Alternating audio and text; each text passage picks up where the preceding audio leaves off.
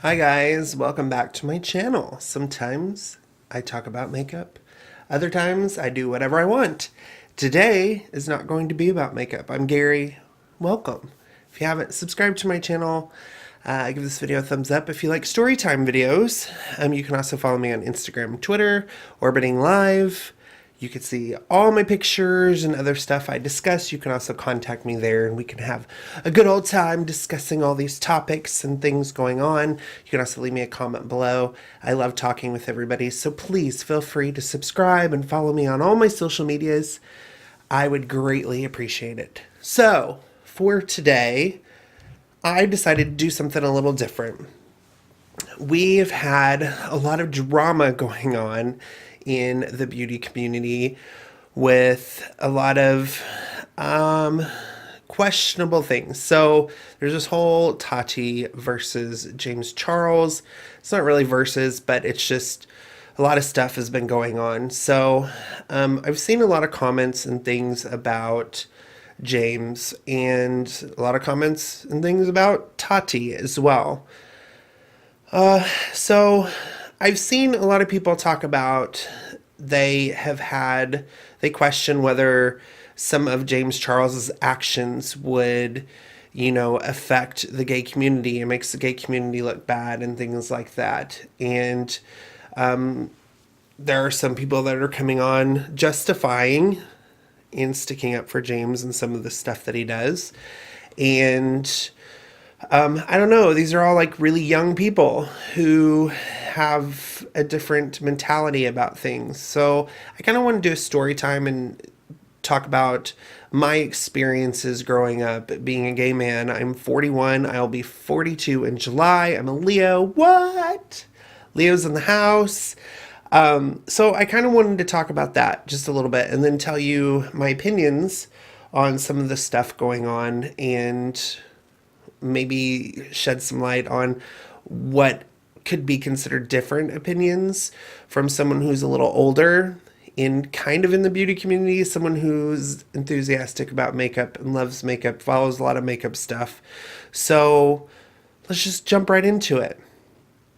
When I was younger, growing up, I couldn't say I always knew I was different. So I always knew that I liked guys, right? So it wasn't something that just one day I woke up and go, I like guys. I'd always liked guys. I've always been interested in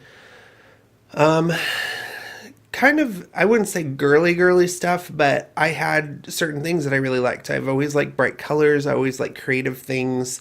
I was obsessed with Jim and the Holograms from the 80s. I love that show. And then Barbie totally ripped them off. But don't get me started on that. That's a whole other story, right? So I remember really liking them in the 80s. So I didn't really think anything was wrong with me. Like, I never had that problem. I even remember going to my cousin's house and during like when Michael Jackson's Bad album came out, I remember arguing with my cousins over who was going to marry Michael Jackson because I just knew that I was going to marry Michael Jackson at that time.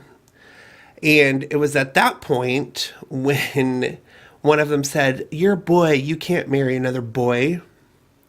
That was the first inclination that I knew something was different about me. So I just remember that vividly. We were obsessed with that Bad album. We would actually, we had it on tape because that's what you did back then. And we'd put on because we'd heard somewhere that if you listen to music overnight while you're sleeping, you'll memorize all the lyrics. So we took the Michael Jackson Bad album and we put it on repeat and listened to it while we were sleeping. And we just knew the next day we knew all the lyrics to all the songs, which we did. But it's because we were listening to it over and over and over again. Anyway, so that was kind of the first inkling that I had that I was a little bit different, right? It upset me a little bit, but I didn't say anything about it. I just kind of kept it to myself. And it was kind of, I think it was a little bit later as I started going through puberty and things like that, that maybe in a locker room somewhere, I've always been very self-conscious too about my body. And then it just dawned on me that not everybody thought the way that I did. So it was internalized a lot. I kept it to myself. I've always been a bigger, well, I can't say always, but as I was going through my teenage years and stuff, I've always gained weight and kind of kept that on. And yeah, so I've been bullied for being overweight before. I also used to have a really bad lisp, and that was kind of something that maybe people don't know or don't remember. I don't know if my family even remembers this, but both my parents have passed away, so I can't really ask them to see if they remember. But when I was in, I think, fifth grade, they had me go to a speech specialist at school. And I think I went like twice or three times to get like, they made me very aware that I had a lisp and I had to fix it. So if I think about it too much, I'm like, am I lisping? Can people hear it? Blah, blah, blah, blah, blah. Like I used to, my S's were just very, very bad. So that was something that's kind of stuck with me too, is kind of how I speak and how I sound. Yeah, so that was something else that kind of stuck with me too. Growing up, I did a lot of different things. I took taekwondo, I was in soccer, I was in t-ball. I did a lot of stuff. I really wanted to take gymnastics, and they would never let me take gymnastics. And I wanted to be in Boy Scouts. And the first year, my dad wouldn't let me be in Boy Scouts. Then he finally let me be in Boy Scouts. So I was in Boy Scouts for about a year. So growing up and going into high school, we moved to a place called Stockton, Missouri. Stockton, Missouri only had about 2,000 people in it. My class specifically had 32 people in it. My graduating class had 32 people in it. I was always obsessed with movies. I love very, not artsy, but just cinematic movies. I remember when Philadelphia came out, my mom watched that with me. I was so excited to see it because it just had, you know, a gay portrayal. It talked about AIDS and stuff. I was very aware about AIDS and stuff growing up as well. I remember Philadelphia. I was a huge Madonna fan. Still am a huge Madonna fan. She kind of paved the way to visibility for the LGBT, at least for me. Growing up in a small town, you heard her songs all the time. When Truth or Dare came out, that was something that really just opened my eyes to a different world, because she showed kind of the gay community for the first time on a big scale. And it was on MTV, you know, a lot of promotion, and she was there. And then, of course, I saw the movie, and then I owned the VHS and now DVD and then Blu-ray and digital and all that stuff. So she's always been a big role model for me. But as I was in high school, I graduated when I was 17. It's been so long ago, I can't even remember, honestly. I had a close group of 3 or 4 girlfriends that I was pretty close with. I was in choir, I did college English, I did like computer stuff. There was a guy that I was kind of obsessed with in high school too, but he was kind of not obsessed back, but always very kind of flirty with me. And I think he's the one who kind of helped me realize who I am. But then I didn't really come out. It was just kind of experimentation or whatever.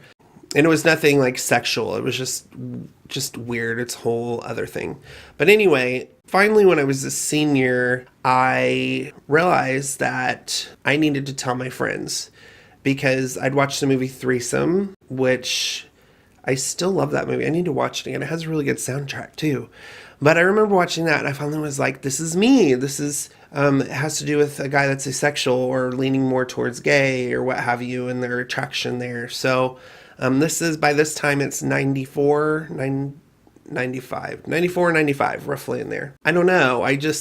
Something about that just set it off in my brain that I need to be honest with people and tell them. I also worked at a fast food restaurant at that time in the small little town of Stockton. There's one day I was in computer class or something, and I typed up this little thing explaining to my friends that I was gay.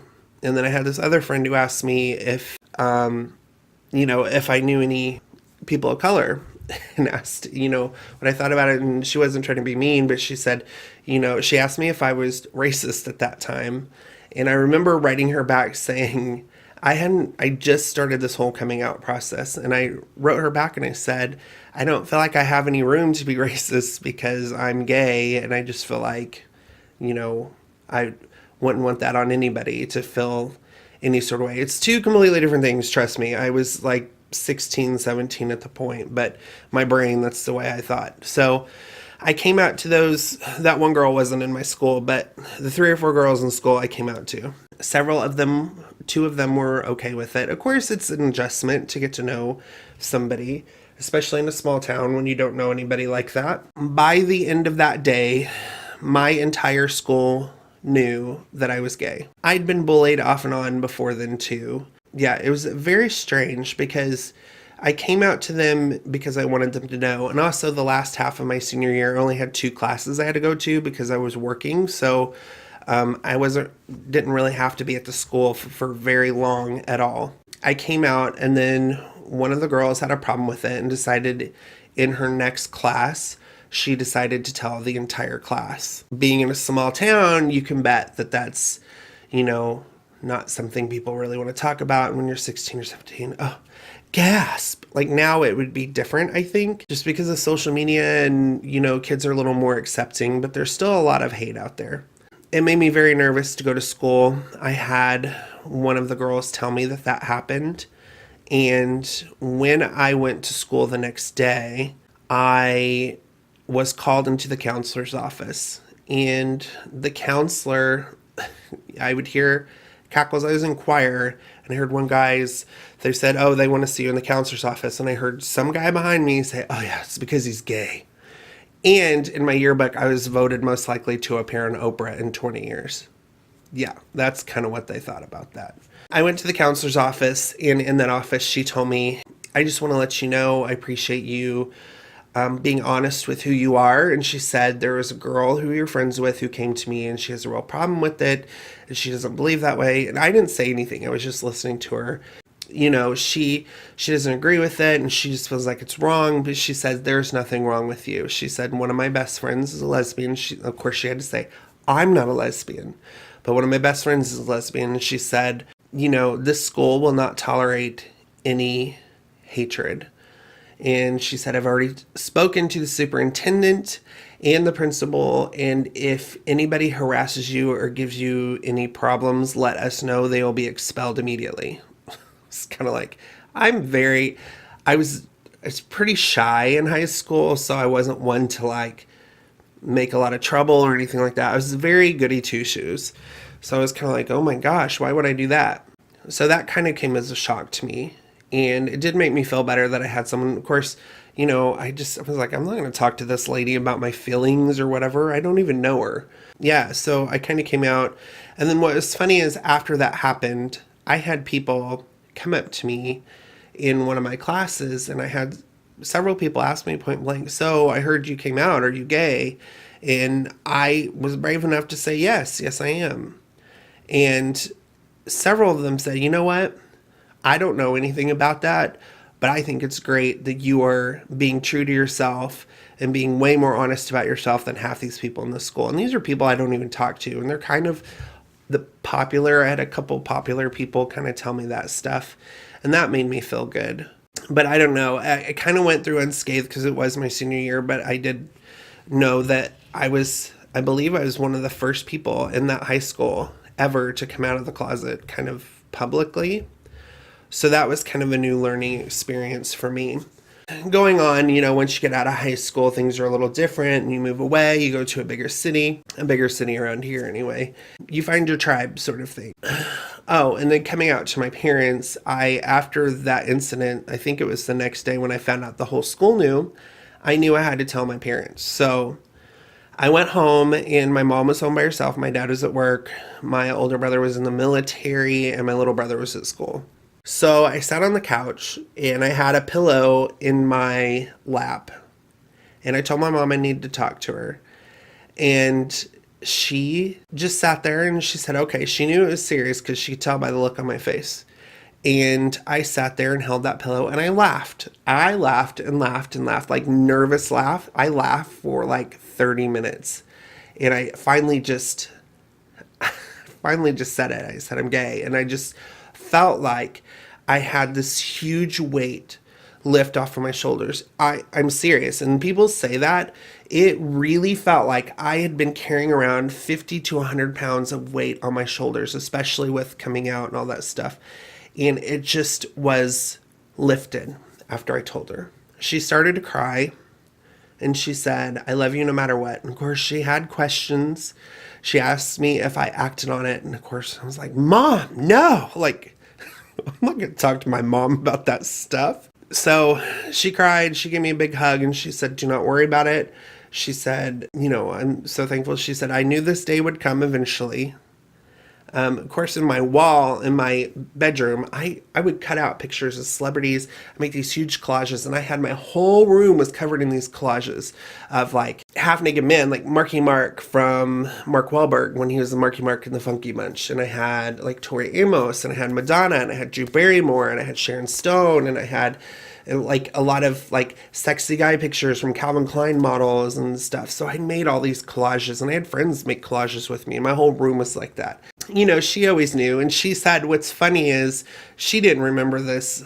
I asked her about this a couple years ago and I said, she had told me a story about my great grandma and at that time, of course, it's in the 90s. And after high school, I had my ears pierced and I was smoking and I had blonde hair and all this stuff. And she told grandma, she's like, oh, I'm just worried about Gary. I don't really know what to do. She's like, he's gay. She said, I'm fine with that, but he's gay. He's dyed his hair blonde and has earrings. And, that was new for my family and all this stuff. She told me great grandma looked at her and said, Linda, it's the 90s. It's fine.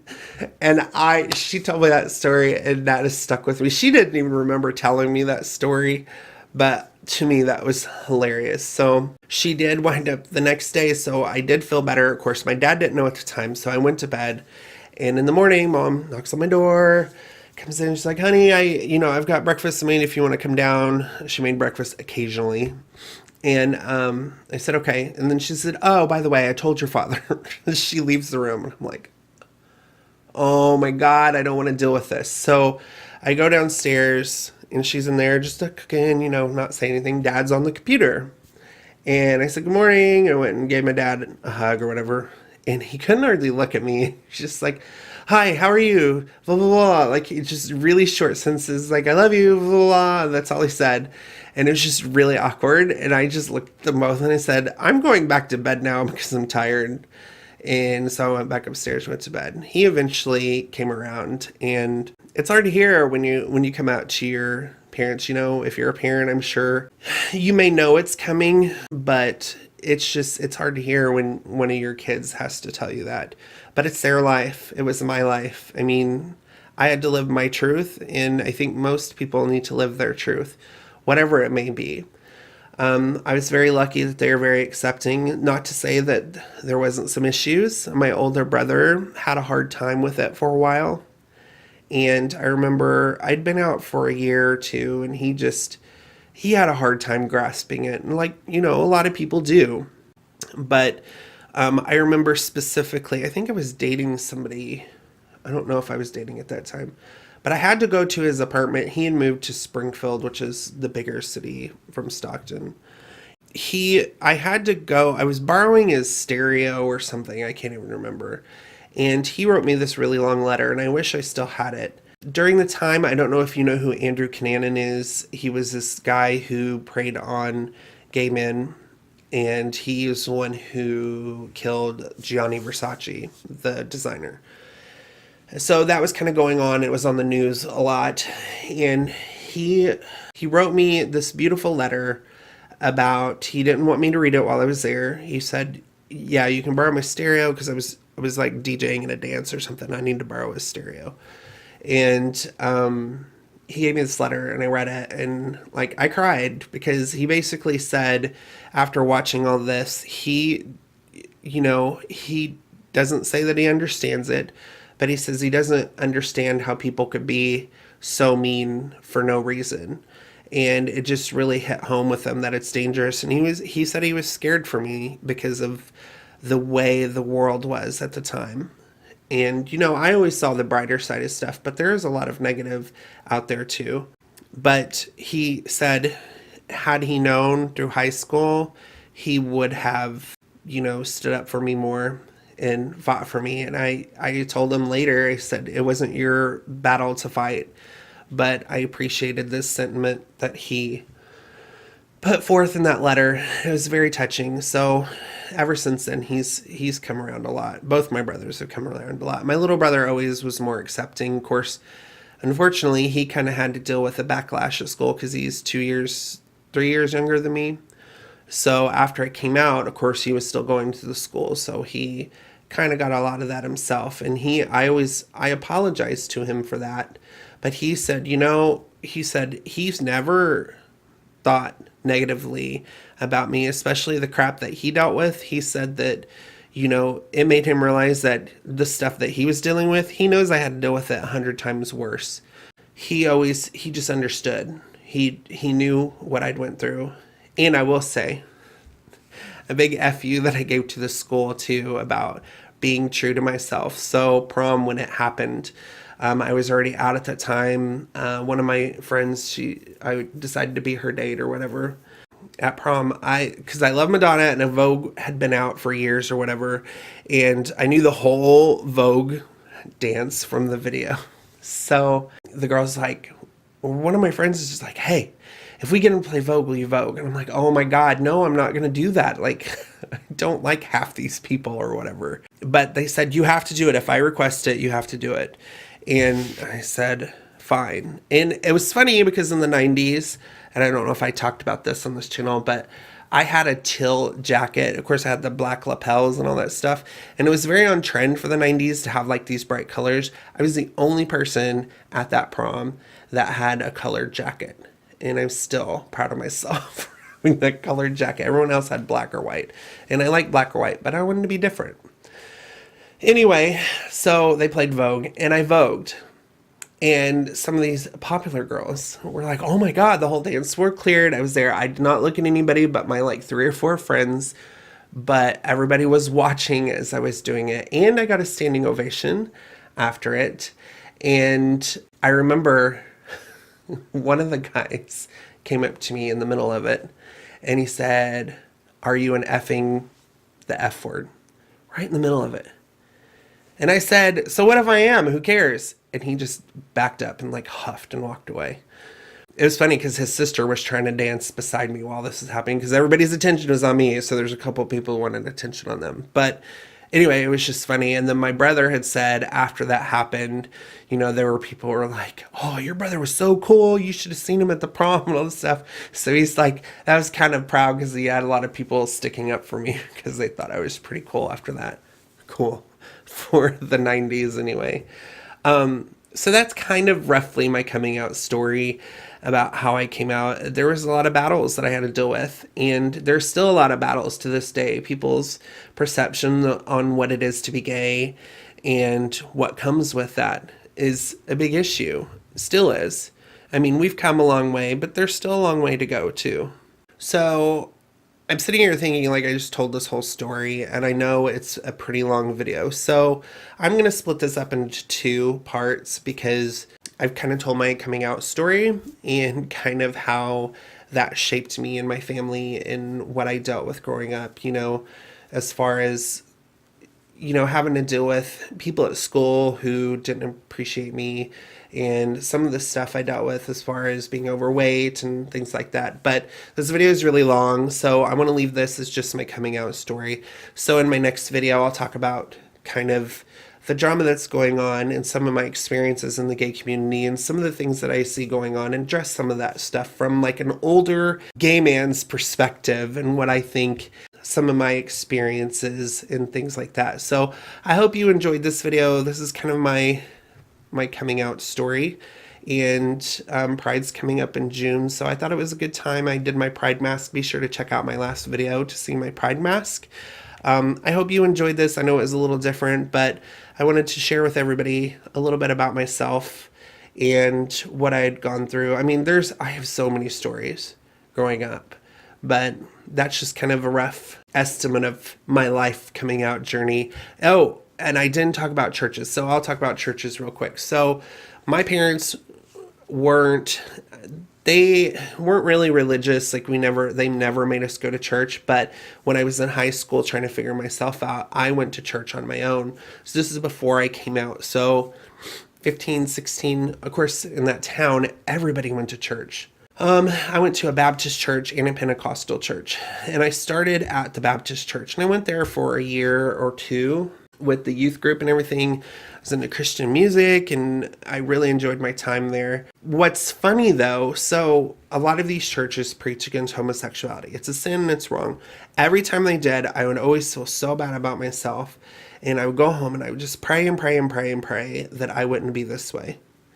And I never told anybody about that. But then I would go to church and, kept going to church thinking that, I could change or whatever. And it's funny because I didn't come out until I quit going to church. And I had to realize my own truth and not what other people were telling me what was right or wrong. But the funny thing is, so this is really telling of the type of person I am. So I go to this church and I listen to Christian music, and I liked the music that I listened to in the Baptist church. So there was one day in the youth group, and I'd been going for quite a while. They showed this video, and the video is about music, and it was about how all these pop stars were the work of the devil, sort of thing. And it was just like, if you listen to this music, you're going to hell. Like, you shouldn't listen to mainstream music. You shouldn't do this, which, oh my gosh, really? So on this video, it showed, I was excited to see it because it showed clips of like everybody that I loved. So they showed Twisted Sister, Bon Jovi, George Michael, Madonna, Cyndi Lauper. Who else is on there? Like literally everybody. Of course, AC/DC was on there. Ozzy Osbourne. Literally every person you could think of. And I remember just watching that going, oh, I love that person. I love that person. I love that person. After that, I pretty much quit going to church. So is that telling? Like, I could sit through church and hope to pray my gay away, but you make fun of my music or tell me I'm going to hell because I listen to a pop song or a rock song. I'm done. So I left that church, and then I went to the Pentecostal church. Same thing. I was there for quite a while. And they showed a very similar video one night about this music and how if you listen to this music, you're going to hell. I mean, there was brimstone and fire and just all this stuff. Same thing. After they showed that video, I quit going. And then it was after that I got my own truth and I came out. So I don't know. I just wanted to touch on that. So it's hard for me to go to church because people want to push their beliefs. I feel like I'm a spiritual person. I also like researching other things too. I don't know. I'm one of these person, like I've always felt like an underdog. So I want to protect people who are kind of, going through stuff or dressed differently or look different or whatever. Even in my work environment, if I feel like someone's getting picked on or anything like that, I'm kind of like a protector. Like I can't handle that. I can't handle someone getting picked on for, just people being who they are. I've always been kind of a protector over that. And it took stopping going to church. Unfortunately, there's a lot of churches that preach against that. And I'll just say this in my own opinion. This is just my opinion. You don't have to agree with it. But I know where I stand in my spirituality and what I believe. I believe I'm a good person. I 100% believe that you were born the way you are. I know for a fact because I live it every single day. That is who I am 100%. I also do not have time for people who say, oh, I love you. I don't agree with that part of your lifestyle. I tolerated that for a long time, but I got to a point in my life where no, you have to 100% be okay with who I am because I do it for you. I'm completely okay if you are a straight man or straight woman. I'm okay with you guys dating and talking about it, seeing you guys make out, hold hands, all that stuff. That's fine. I have no problem with that. That's what society shows you. But if you can't accept that from me, you can't be part of my truth. I mean, I don't have to have you in my life. It doesn't mean I disrespect you. It doesn't mean I don't care for you. Being involved in my personal life, it's so weird. I mean, if you think about it, what if someone did that to you, said, oh, I think you're great as a person. I just don't agree with, you know, who you're sleeping with or who you're married to. And then they just pretend like that part of you doesn't exist at all. Does that make sense? Like, it's weird. Why would you do that to somebody? Especially if you've known me my whole life and you've known the person that I am. You cannot tell me that you just think this was a choice. It's not. Did you choose to be straight? When did you choose to be straight? Did you ever think about that? Did you wake up one day? Who would decide to become a minority purposely with the way society is? You know what I mean? Like, it's just odd to me that people think that way. But anyway, I just went on this whole other rant. Gosh, I just have so much to say. Anyway, I hope you liked this video. Like I said, it was something different. This is my truth. This is how I was growing up. This is kind of the stuff that I dealt with. Give this video a thumbs up. Leave me comments below. Tell me about your experiences. If you experienced any of this, you know, or do you have a family member that's dealt with this? I'll be happy to talk with anybody. You can also follow me on Instagram and Twitter at Orbiting Live. Shoot me messages anywhere. Subscribe to my channel if you like. I do talk about makeup quite a bit, but I do want to kind of do other videos as well. Yeah, thank you all for tuning in. Stay tuned for part 2. I'll talk more about the drama that's going on and kind of my thoughts and opinions about stuff. Hope everyone has a great day. I'll see you soon. Bye.